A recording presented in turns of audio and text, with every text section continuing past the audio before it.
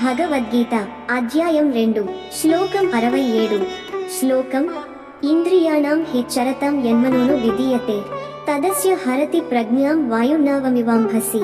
మనుష్యుడు ఎంతైనా తెలివైనవాడైనా ఇంద్రియాలు చిత్తాన్ని లాక్కెళ్ళినప్పుడు అతని జ్ఞానం నీటిలో పడవలా తారుమారు అవుతుంది.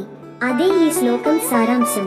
పాయింట్ అదేంటంటే, వాయువు నీటిపై పడవను ఊదిలే విధంగా ఇంద్రియాల వెనక మనస్సు వెళ్ళినప్పుడు మన జ్ఞానాన్ని అదిపిస్తుంది. తాత్విక విశ్లేషణ: మనస్సు అనేది ఎప్పుడూ సెన్సరీ ఆనందం వెనక తిరుగుతుంది. ఒక వ్యక్తి జ్ఞానవంతుడైనా ఒక్కసారి మనస్సు ఏదైనా ఇంద్రియాన్ని అనుసరించి పరిగెత్తితే అతని స్థిరమైన జ్ఞానం డగమడిస్తుంది. కాబట్టి ఇంద్రియ నియంత్రణ అనేది ఆత్మజ్ఞానం వైపు మొదటి అడుగు.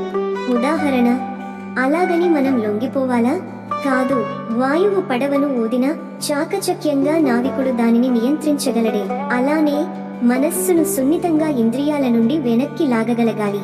నేటి జీవన బోధ: ఈ యుగంలో మనం ఎంత విచక్షణతో జీవించాలో ఈ ఒక్క శ్లోకం చెబుతోంది.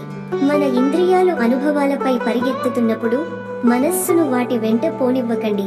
లేని పక్షంలో మన బుద్ధి దారి తప్పుతుంది. శాంతి, స్థిరత, ఆత్మగమనానికి ఇంద్రియ శమనం అత్యవసరం. ఇంద్రియాల వేగాన్ని నియంత్రించగలిగితేనే బుద్ధి స్థిరంగా నిలుస్తుంది.